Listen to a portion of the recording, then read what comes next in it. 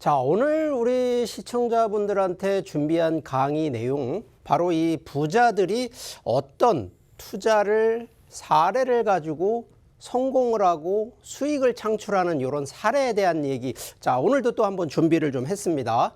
자, 오늘 준비된 강의는 바로 이 경매에 대한 내용들인데, 자, 첫 번째 이 경매 투자 사례 첫 번째가, 자, 45세 직장인 서울 거주. 자, 그러다 보니까 아무래도 지역이 서울이다 보니까, 자, 봉천동의 우성 아파트를, 자, 이게 지금 현재 2019년 3월 달에 이 경매 접수가 이제 시작이 돼서 입찰 자체가 2019년에 입찰을 해서 1차 유찰이 되고 2차에 이 금년 2020년 1월 달에 낙찰을 받은 바로 이런 케이스인데, 자, 실제 보통은 1차 때 바로 이 낙찰을 받는 케이스도 많겠습니다만, 보통은 이게 가격이, 경매 같은 경우는 일단 가격이 20%에서 30%의 가격을 좀 다운을 시켜서 받는 케이스다 보니까, 자, 그런데 이분 같은 경우에도 지금 이 금년도 기준이 아니라 벌써 2019년도 사례 기준이다 보니까, 자, 낙찰률 대비, 우리가 이제 보통 감정가라고 하는데, 감정가 대비했을 때, 자, 100%를 넘지 않은 케이스로, 자, 그래서 이분 같은 경우에는 상당히 성공적인 케이스라는 거 설명을 드리겠고, 자, 두 번째 케이스 같은 경우도 동일한 경매인데, 자, 이분은 42세 직장인인데, 자, 대구에 거주를 하고 계십니다. 자, 그래서 아무래도 이분이 직접 또 실거주를 하실 목적이신지 대구에 이 신일 해피트리라고 하는 아파트, 자, 이거는 사건, 경매 사건이 2020년 5월 달, 그러니까 금년 5월 달에 사건 접수가 돼서, 자, 이 경매도 1차, 2월 달에 1차 때 유찰이 좀 일단 됐고요. 그러다 보니까 한번 변경을 통해서 2차 입찰이 금년 4월 달이 됐는데 바로 이때 낙찰이 됐습니다. 자, 그런데 사례 1번하고 2번의 차이 중에 하나가, 자, 두 번째 케이스는 일단 감정가 대비 낙찰률이 100%를 좀 넘게, 그러다 보면 결국은 감정가보다는 높은 가격으로 낙찰을 받았다는 케이스거든요. 자, 그러다 보니까 실제 서울 평균 11월 달 초 기준으로 지금 통계치상으로 나와 있는 것도 한 119%가 아파트 낙찰가율, 감정가 대비, 그러면 결론은 100% 대비 그 감정가의 100%보다도 더 높게 가격을 입찰을 한 케이스이기 때문에 상식적으로 보면 내가 왜 비싸게 이거를 살까라는 이런 내용이 있습니다만, 자, 우리가 잘 아셔야 되는 것이 바로 이 감정가에 대한 부분이거든요. 자, 우리가 오해하시는 부분들이 이 감정가가요, 실제 시세와 거래가가 아니라는 겁니다. 보통 감정가는요, 우리 법원이라든가 이런 거에 실제 이 아파트, 이 자산에 대한 평가를 통해서 가격, 특히나 대출이라든가 이런 부분을 추정하기 위해서는 이런 감정을 해줘야 되는데, 이 감정가가 시세나 거래가보다 높지 않다는 얘기죠. 그래서 실제 지금도 아파트 가격 상승률로 놓고 본다 그러면 감정가 대비 좀 높게 써도 손해보시는 케이스는 아니라는 점 한 번 더 말씀을 드리겠고요. 자, 두 가지 이제 사례를 통해서 두 분 다 일단 성공을 했는데, 자, 그냥 성공했겠습니까?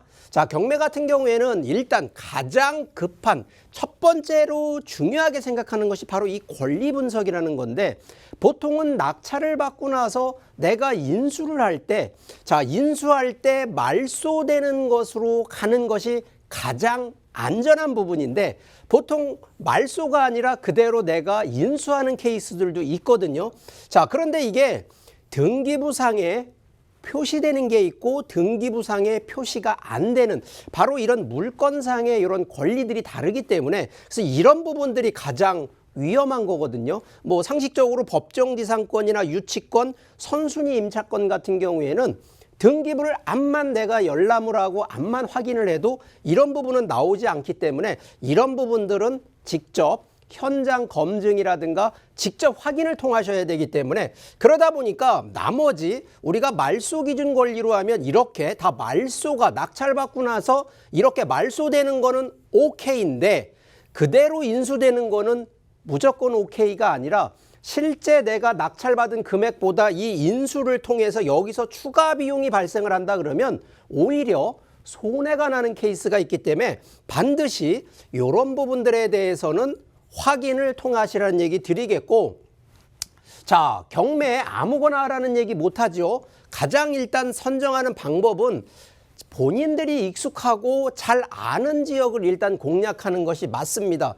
무조건 돈 된다 해가지고 여기저기 광범위한 지역 보는 것보다는 무조건 본인이 잘 아는 지역을 공략하는 거고요. 자, 여기 감정평가 금액이 하나 또 나와 있는데, 자, 금액이 높은 거를 선택하는 것보다는 당연히 낮은 거를 가시는 것이, 그래서 감정평가 시점이 보통 경매는 딱 1년 정도의 기간을 두고 이 일이 시행을 하는 거기 때문에 감정평가가 보통 1년에서 2년 이전에 감정평가가 됐다 그러면 순전히 이런 부분들은 저평가돼 있다, 이렇게 판단을 하시라는 얘기 드리고, 자, 보통 이 부동산의 채권이라고 해서 담보라든가 결국은 대출로 인해서 들어간 이 채권액들이 감정가 대비보다는 많은 거. 이유는 왜 그러냐면 경매가 보통은 다 그대로 유지된다고 생각들 하시는데 실제는 중간에 경매를 들어갔을 때 이게 취하하는 경우들이 많습니다.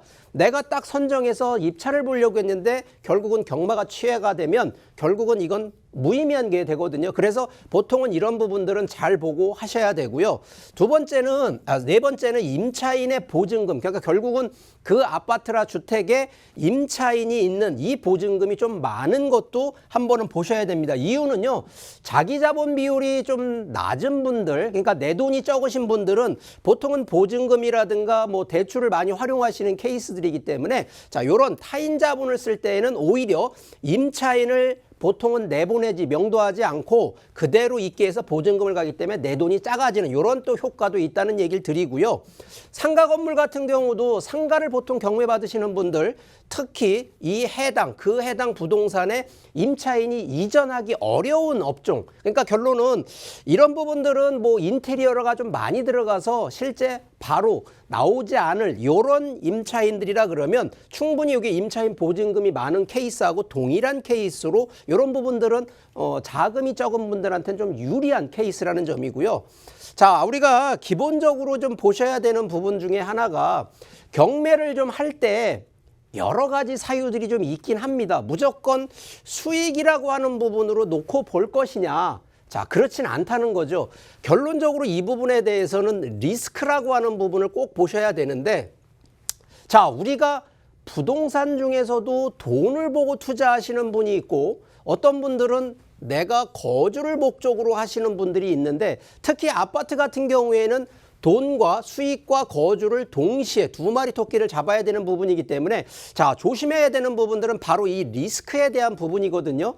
그래서 리스크에 대한 부분을 잘만 활용하신다 그러면 경매, 아직도 지금 많이 이제 뭐 경매 쪽 참여하시는 분들이 많아지고는 있습니다만 실제 아무래도 불황일 때 경매 쪽으로 투자를 하시는 분들이 오히려 좀 많아지는 상황이기 때문에 여러분도 이런 리스크 관리만 잘 하신다 그러면 오히려 경매 쪽에서 더 큰 수익과 실거주 아파트 쪽을 잘 또 찾아볼 수 있는 기회라는 점을 다시 한번 설명드리도록 하겠습니다. 제가 이런 뭐 경매뿐만 아니라 실제 부동산에 대한 이런 투자 전략에 대한 부분으로 제가 매주 금요일 오후 1시에 또 강의를 준비하고 있습니다.